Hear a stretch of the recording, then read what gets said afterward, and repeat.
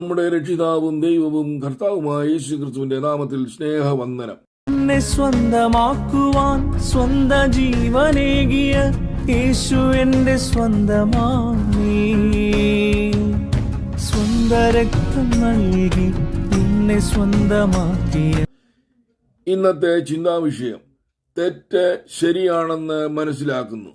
Realise the mistake is right. വായിക്കാനുള്ള ഭാഗം 1 രാജാക്കന്മാർ 3-ാം അധ്യായം. 1 രാജാക്കന്മാർ 3-ാം അധ്യായം വാക്യം 9 ഇപ്രകാരം പറയുന്നു: ആകയാൽ ഗുണവും ദോഷവും തിരിച്ചറിഞ്ഞ് നിന്റെ ജനത്തിന് ന്യായപാലനം ചെയ്യുവാൻ വിവേകമുള്ള ഒരു ഹൃദയം എനിക്ക് തരണമേ.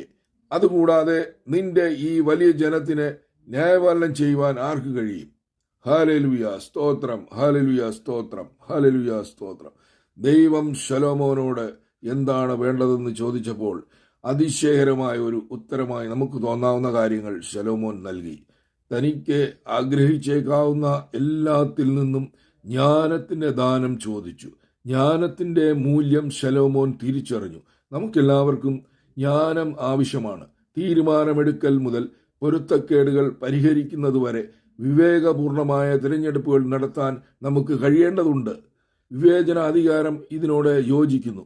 ശരിയും തെറ്റും തമ്മിൽ മനസ്സിലാക്കാൻ കഴിയുന്നത് ഒരു പ്രസ്താവനയുടെ സത്യസന്ധത അല്ലെങ്കിൽ ഒരു വ്യക്തിയുടെ സ്വഭാവം ബുദ്ധിപരമായ തിരഞ്ഞെടുപ്പുകൾ നടത്താൻ നമ്മളെ സഹായിക്കുന്നു. വിവേചനാധികാരം ഒരു ആത്മീയ ദാനമാണെന്ന് ബൈബിൾ പറയുന്നു. 1 കൊരിന്ത്യർ 12 പൗലോസ് നമ്മോട് പറയുന്നു: ഒരുത്തനെ ആത്മാവിനാൽ ജ്ഞാനത്തിന്റെ വചനവും മറ്റൊരുത്തനെ അതേ ആത്മാവിനാൽ പരിജ്ഞാനത്തിന്റെ വചനവും നൽകപ്പെടുന്നു.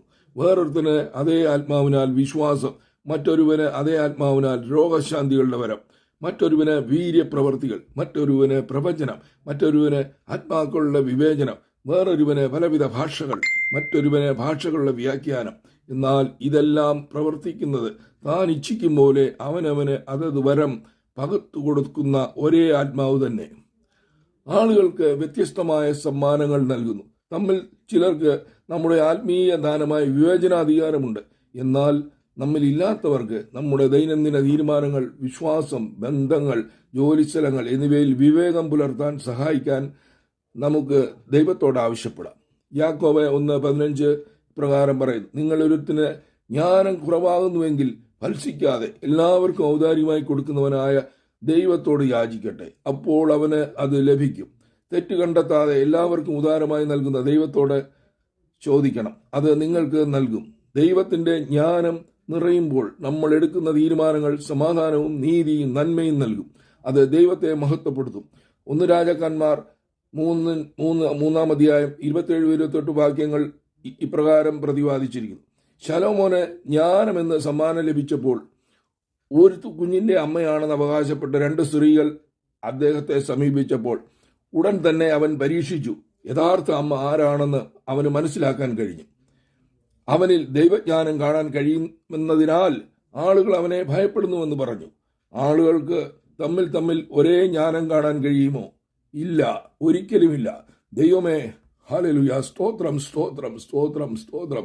ഈ പ്രഭാതം ഞങ്ങൾക്ക് ജ്ഞാനം വിവേകവും തന്ന് ഞങ്ങളെ അനുഗ്രഹിക്കുന്ന കർത്താവേ. ദൈവിക ജ്ഞാനം ഞങ്ങളുടെ മേൽ പകർന്ന കർത്താവേ.